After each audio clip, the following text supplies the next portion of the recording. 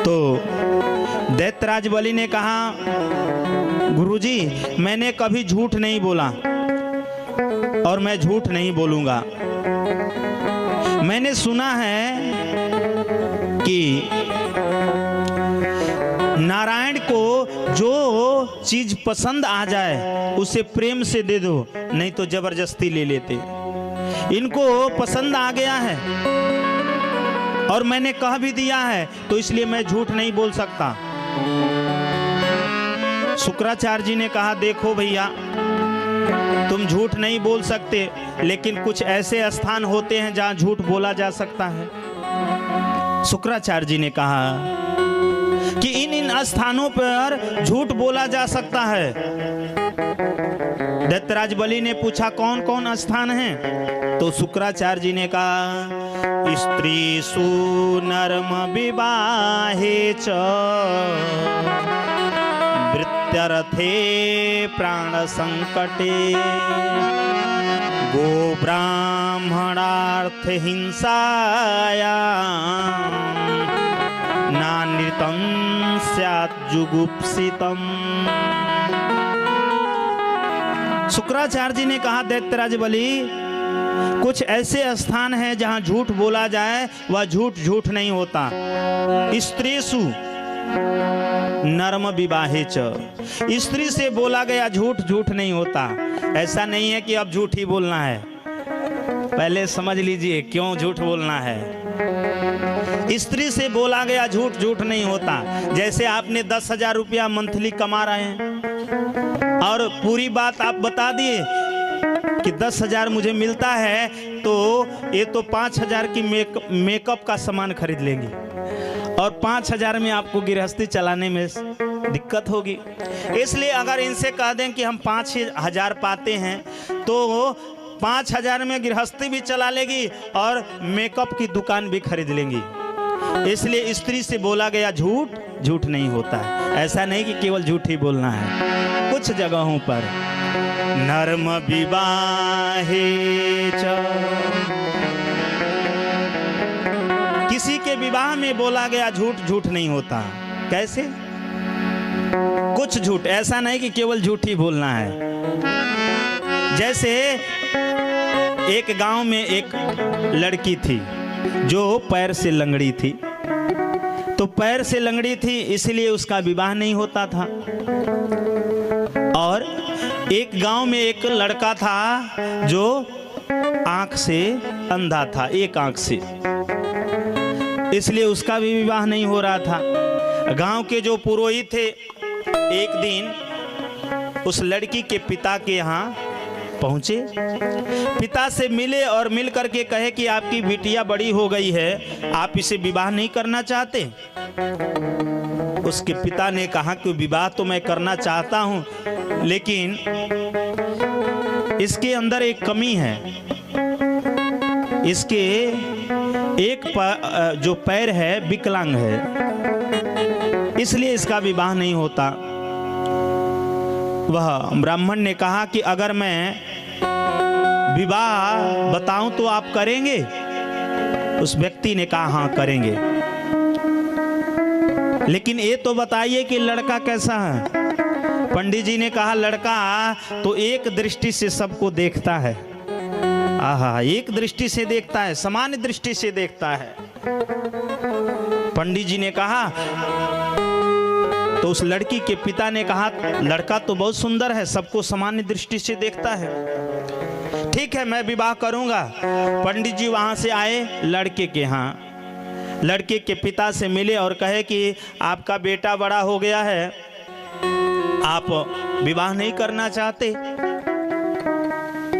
तो लड़के के पिता ने कहा कि विवाह तो करना चाहते, लेकिन इसकी जो दृष्टि है एक खराब हो गई है, समाप्त है, एक आंख से देखता है, इसलिए इसका विवाह नहीं होता। अगर आप कोई अच्छी लड़की बताएं तो मैं विवाह कर लूंगा। पंडित जी ने कहा मैंने तो एक लड़की देखा है, बहुत सुंदर है, अच्छी है। लड़के के पिता ने पूछा उसका चाल चलन कैसा है? तो पंडित जी ने कहा कि वो तो एक चाल से चलती है। आहा, एक चाल से चलती है, कितनी सुंदर लड़की, चलिए मैं विवाह करूंगा। अब विवाह तो होने के लिए सुनिश्चित हो गया और लड़का बारात लेकर के आया। और ऐसे बारात में जैसे परीक्षण के समय में लड़की की मां पहुंची लड़के के परीक्षण करने के लिए, परछावन जिसको बोलते हैं, तो जैसे देखा कि एक आंख से काना है, महाराज पंडित जी को बुलाया, आपने तो गलत कर दिया,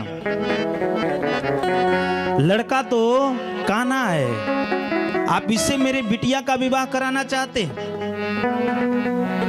पंडित जी ने कहा कि मैंने पहले ही कहा था, लड़का सबको एक दृष्टि से देखता है, जब इसका दूसरा है नहीं तो एक ही से तो देखेगा। तो अब इस शुभ अवसर में मना करना ठीक नहीं है, आप विवाह कर लो। आपके भी तो लड़की में कमी है। किसी प्रकार लड़की की मां तो मान गई। समय निकला, अब लड़का विवाह मंडप में पहुंचा। पंडित जी ने कहा कि लड़की को बुलाया जाए। अब लड़की जो एक चाल से चलती आई, लड़का देखा, अरे पंडित जी आपने क्या कर दिया, आपने मुझसे झूठ बोला। पंडित जी ने कहा मैंने तो पहले बताया था कि जो लड़की जो है एक चाल से चलती है, इसका चाल चलन ठीक है, तो जब दूसरा है नहीं तो चलेगी कैसे, तो इसीलिए एक चाल से चल रही है। अब इस शुभ अवसर में मना करना ठीक नहीं है, विवाह कर लो। दोनों का विवाह संपन्न हुआ। कहने का मतलब थोड़ा बहुत बोला गया विवाह में झूठ झूठ नहीं होता है। ऐसा नहीं कि अब खाली झूठ ही बोलना है, इतना देंगे, 5 लाख देंगे, 10 लाख देंगे, इतने सोने देंगे, अब विवाह के दिन ठन ठन गोपाला, कुछ नहीं, ऐसा भी नहीं करना है। तो विवाह में बोला गया झूठ झूठ नहीं होता। वृत्त्यर्थे जहां आपकी रोजी रोटी जाने वाली हो, उस समय बोला गया झूठ झूठ नहीं होता। प्राण संकटे, अगर प्राण संकट में हो, मान लीजिए किसी की बलि चढ़ानी हो और आपके कहने से वो बलि से बच जाए, तो उस समय झूठ अगर बोल दिया जाए तो वह झूठ झूठ नहीं होता। और गो ब्राह्मण अर्थ हिंसायाम, ब्राह्मण और गौ की अगर मान लीजिए हत्या होने वाली है, कोई शिकारी गौ को पीछा कर रहा है, आपके सामने गौ भाग करके जा रही है, उस समय अगर आप उस शिकारी से कह दें कि यहाँ आई नहीं थी, वो तो इधर भाग के दूसरे तरफ बता दें, उस समय का बोला गया झूठ जिससे गौ की रक्षा हो जाए, ब्राह्मण की रक्षा हो जाए, इन स्थानों में बोला गया झूठ झूठ नहीं होता है। शुक्राचार्य जी ने कहा राजन तुम झूठ बोल दो। दैत्यराज बलि ने कहा जितना आपने बताया इसमें से कोई कारण नहीं है, इसलिए मैं झूठ नहीं बोल सकता। शुक्राचार्य जी नाराज होकर श्राप दे दिया, जाओ तुम श्रीहीन हो जाओ। श्राप दे करके निकल गए। वामन भगवान से दैत्यराज बलि ने कहा महाराज आप संकल्प करिए। अब गुरुजी तो नाराज होके चले गए, संकल्प कौन कराएगा। वामन भगवान ने कहा ब्राह्मण जो होता है उससे पहले संकल्प ही सिखाया जाता है, इसलिए मैं ब्राह्मण हूं, मुझे संकल्प आता है। आप अपने हाथ में जल लो। अब जल लेने के जैसे हुआ, शुक्राचार्य जी तो अब व्याकुल होकर के भागे थे, सोचे कि कैसे भी जजमान अपना बच जाए, तो उन्होंने उस जो जल पात्र था उसके छिद्र में आके समा गए। जे न जल गिरेगा और न संकल्प होगा। दैत्यराज बलि हाथ बढ़ाया है, वामन भगवान जल गिरा रहे हैं, जल नहीं गिर रहा है, कैसे संकल्प हो। वामन भगवान तो अंतर्यामी है, समझ गए कि शुक्राचार्य जी आकर के बैठ गए। तो वामन भगवान ने कहा दैत्यराज बलि तुम्हारा ये जो पात्र है बड़ा पुराना हो गया है, इसमें जंग लग गया है, लाओ मैं इसे साफ कर देता हूँ। अपने कुशा आसन से एक कुशा निकाला, जो छिद्र में एक बार डाला, आगे पीछे किया, तब तक शुक्राचार्य जी की एक आंख गोविंदाय नमो नमः। एक आंख जैसे फूटा शुक्राचार्य जी के, उस जल पात्र में से निकले भागे। कौन ले रहा है, कौन दे रहा है, मैं झूठ मूठ का अपना आंख फोड़वा लिया। इससे अच्छा है कि मैं वहां जाता ही नहीं। एक संदेश और मिलता है कि जो दानी दान करता है, उस दानी को जो रोकता है, उसका एक आंख तो फूट ही जाता है। इसलिए कभी जब कोई दानी दान करे तो उसे रोकना नहीं चाहिए। शुक्राचार्य जी का एक आंख फूट गया, भागे शुक्राचार्य जी उस जल पात्र में से निकल के। अब जल गिरने लगा, संकल्प हुआ। जैसे संकल्प करके दैत्यराज बलि ने वामन भगवान के हाथ में दिया, वो विराट रूप भगवान ने बनाया, बहुत विराट रूप। इतना विराट रूप बनाया, दैत्यराज बलि तो देख करके चकित हो गया। दैत्यराज बलि से वामन भगवान ने कहा, बताओ अब कैसे नापना है। दैत्यराज बलि ने कहा कि मैंने संकल्प कर दिया है, आप जहां से चाहो नाप लो। भगवान ने ऊपर पग को बढ़ाया, भू भुव स्व ज्व मम, और यहाँ तक ब्रह्मलोक तप नाप दिया। ब्रह्मा जी ने देखा भगवान ने चरण बढ़ाया है, तो चरणों को धो करके अपने कमंडलू में रख लिया। वही एक गंगा हो गई। बोलिए मानसी गंगा की जय। इधर भगवान ने दूसरा पग नीचे बढ़ाया, भू अतल बीतल सुतल तलातल रसातल पाताल तक नाप दिया। जब नाप दिया तो तीसरा पग अब कहाँ रखें। दैत्यराज बलि से कहा, बलि अभी तो मैंने 2 ही पग नापा है, क्योंकि तुम तो त्रिलोकी राजा हो। तुम तो कह रहे थे कि आप 1 पग में 3 पग में बनाएंगे क्या। अभी तो मैंने 2 ही पग में तुम्हारा संपूर्ण धन को नाप दिया है। अब बताओ तीसरा पग कहाँ रखूं। तो दैत्यराज बलि ने पूछा, वामन भगवान आप ये बताइए कि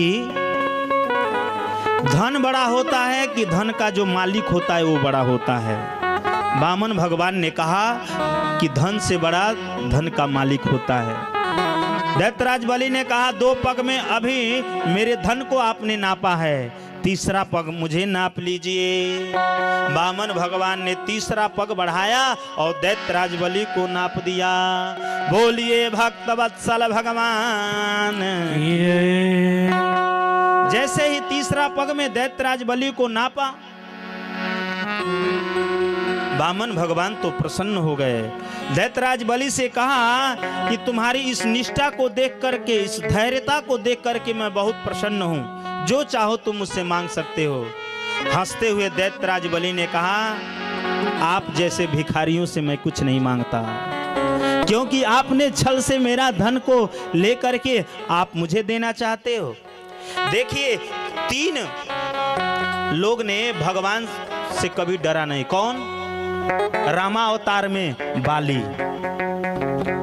कृष्णा अवतार में बलि, सतयुग में यह दैत्यराज बलि, और द्वापर में काली नाग जो है वो भी भगवान से नहीं डरता।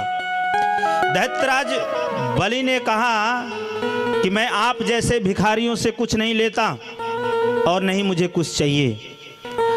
आपने छल से मेरा समस्त वैभव का हरण कर लिया, मुझे अब कुछ नहीं चाहिए। लेकिन वामन भगवान ने कहा कि मैं तुमसे बहुत प्रसन्न हूं, कुछ तो मांग लो, मेरी प्रसन्नता के लिए कुछ मांग लो। दैत्यराज बलि ने कहा कि अगर आप मुझसे प्रसन्न हैं तो मुझे आप यह वर दीजिए कि मैं जिधर से निकलूं आपका पहले दर्शन हो जाए। वामन भगवान ने तथास्तु कह दिया। तथास्तु तो कह दिया। वामन भगवान फिर कह रहे हैं, कुछ धन तो मांग लो। दैत्यराज बलि ने कहा, मुझे कुछ नहीं चाहिए। लेकिन वामन भगवान प्रसन्न होकर के दैत्यराज बलि को सुतल लोक का राजा बना दिया।